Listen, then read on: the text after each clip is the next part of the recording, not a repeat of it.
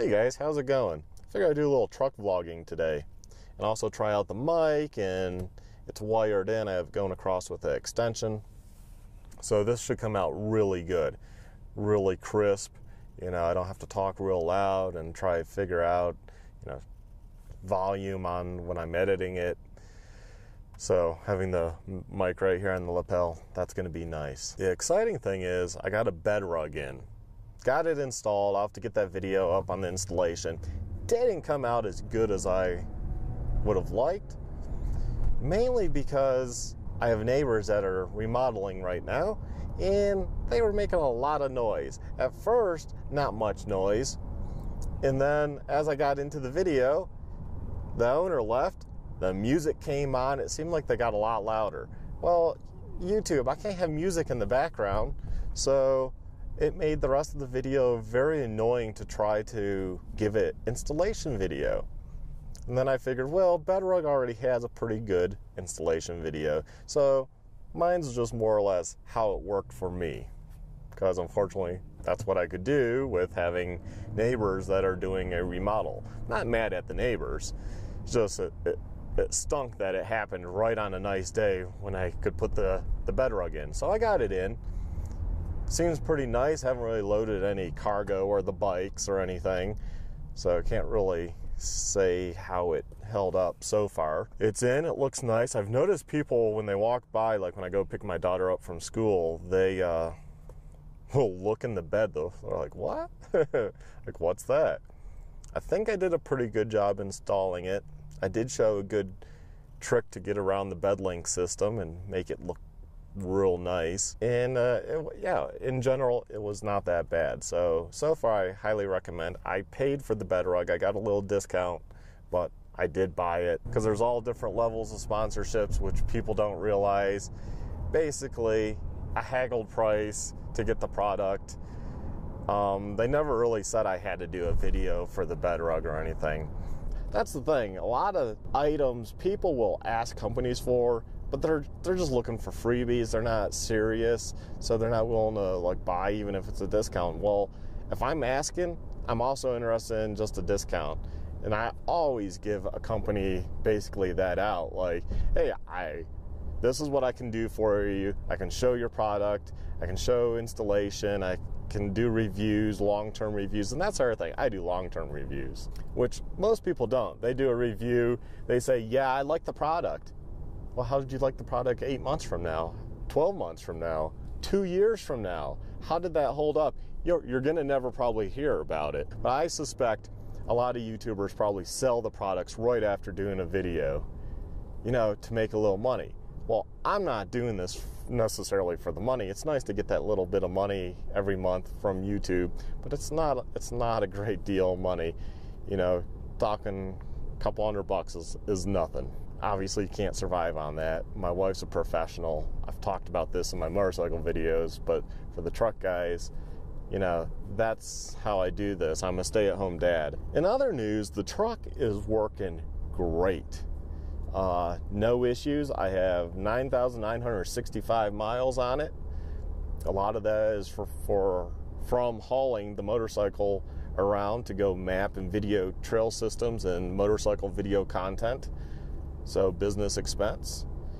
If you set yourself up right, like any YouTuber should, then whatever you use to create your videos, or like the startup business, it's kind of dual use because I'm creating videos for multiple reasons. Then you can write off the miles.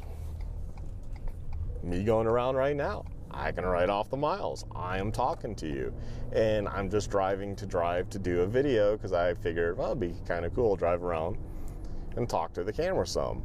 So you got those guys that buy those exotic cars. They're writing off that against whatever money is coming in from, you obviously have to have some money coming in, whether it's a spouse working where you're filing jointly, you're writing off against something. So in my case, I'm writing off against what my wife brings in because we file jointly. So that kind of helps out a little bit, when you get a lot more money back. And it's not money back just because we had too much withheld, that she had too much withheld, it's money back because I get to write off the majority of the miles on this vehicle. If you set yourself up right, and Meeker Extreme is a LLC in Colorado, then, you know, your office space, your computer, your camera, whatever you use or buy. Now, if you're starting a company, you happen to have the stuff. My tax preparer was like, well, you don't really want to get into writing off like this GoPro because you had it. But if you buy a new camera, definitely keep the receipt and you get to write that off. I thus far have not bought a new camera. I happen to have a Hero 3 Black. It records pretty dang good. I have a feeling a lot of YouTubers just don't think about it. They're young, they don't understand, or they don't really have money coming in anyways because they're not married, and you know, they might be going to school, and they, even if they're working some, they might just not really have much to write against, you know. I mean, you have to have something coming in to be able to write, right? You're not just going to get free money. But if you're fortunate enough to be like me, where you're a stay-at-home dad and you can do this side, like if you want to call it a gig, side gig, and you should definitely set yourself up properly and write stuff off because it's legally allowed. So why not take advantage of it? It's definitely worth it. You know, I get to write off the bikes, I get to write off the car, I get to write off office and printer and new computer and any memberships I need to do or any events I need to go to. All that is write off. Even if it's not a charitable event, I can write it off because, well, I'm going there, I'm handing out trail taker stickers and whatever. I might meet somebody today and hand them a sticker, and then that becomes, I can write it off. So this is Mount Herman Road. This is where it turns to dirt. So Mark, how do you get a truck sponsorship? Your channel might touch a little bit on automobiles, but not really, right? I mainly do motorcycle riding videos and what have you, and I'm just starting to get in more vlogging in the truck, just because I find it fun, and why not? You just approach companies and you say, this is what I can do for you. And if you want to continue to work with the company, which is key, then you follow through with that. And you might even do more than you promised. Why? Because then you can say, look, I did all this stuff, and surely you probably gained sales. You can either say, look at all the views from the YouTube video, or you can just say, well, how about, you know, I test this and this product, but how about this time you give me a code or something that's unique. So when they go to the website and they buy a product, you see, well, they must have talked to him because they're using this unique code. That's why a lot of companies will do codes and stuff. You know, like a racer might hand you a 10% off, a 20% off, maybe a 30% off. Well, the company is tracking that to see how much exposure they're getting. They already have an idea of how much social media, but how much does that translate into purchases? And that's really what any company wants. They want purchases. The one thing I don't understand is a lot of YouTubers are getting on this kick of, hey, you know, I bought that product. You know, that it's not company sponsored. But what they're not telling you is, did they get a discount? Just because they bought it doesn't mean they reached out to the company and then say, well, I'm going to make a video. I'm going to do this, this, and this, and, you know, introduce themselves. I mean, there might be people, and there are, because I've done it with products where I just buy a product and I review it and I didn't ask for a discount. I didn't give them any type of sales pitch. But at the end of the day, you don't really know. Just because people are like, well, I bought the product, that doesn't mean there's not strings attached to it.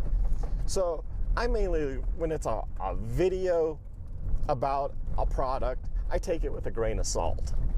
And you should do that with mine, you should do that with anyone's, right? Because there's always an agenda.